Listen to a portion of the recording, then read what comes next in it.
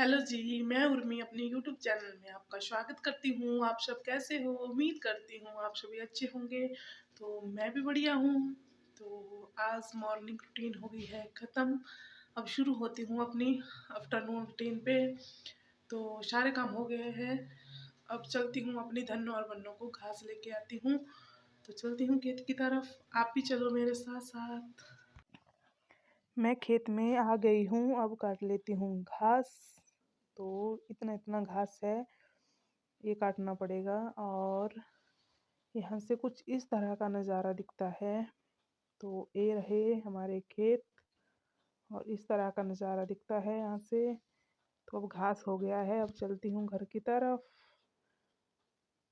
ये जो यहाँ पे निशान लगे हैं खुदाई की है, ये हमारे यहाँ पे पानी की पाइपें पड़ रही है। और ये पार हमारा खेत है जहाँ से है हमारे घर के लोकल किराए। ये हमारे खुद लगे थे, इनको हमने पकने के लिए रखा था। पक के बहुत अच्छे हो गए हैं। ये बहुत ही मीठे और टेस्टी होते हैं।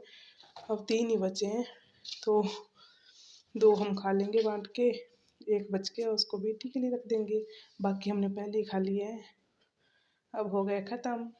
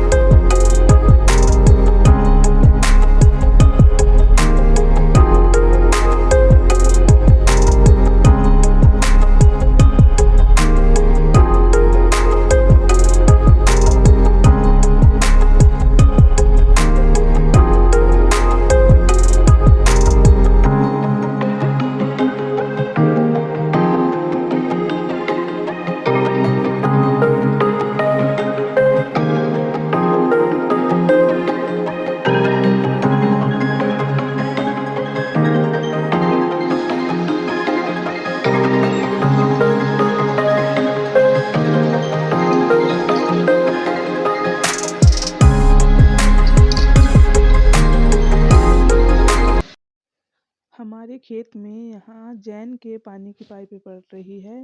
वो देखो वहाँ से कितनी लंबी लंबी पाइपें लेके जा रहे हैं वर्कर। तो अब हमारे खेत में आ रहा है जैन का पानी। ये बहुत ही मुश्किल काम है, इसकी खुदाई बहुत ही गहरी होती है।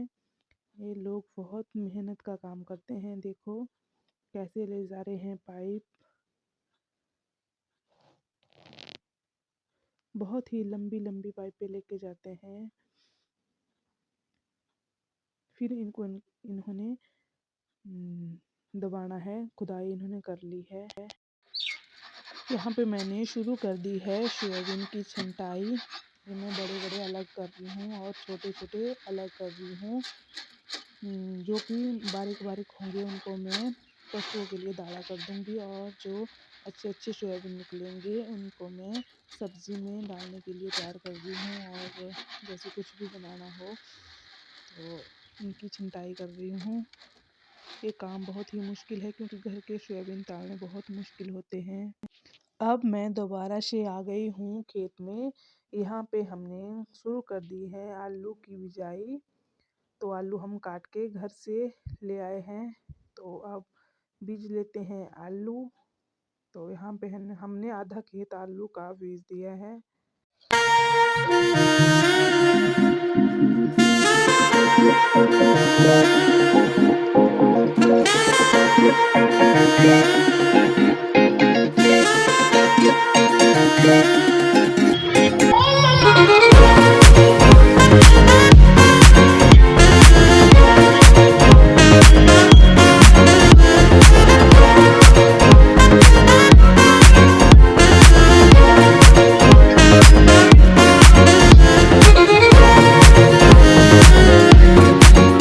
मैं बना रही हूँ कोल्थ की कढ़ी। इनको मैंने शाम को भिगो कर रख लिया था और मैं अब मिक्सी में कर लिया है ग्राइंड।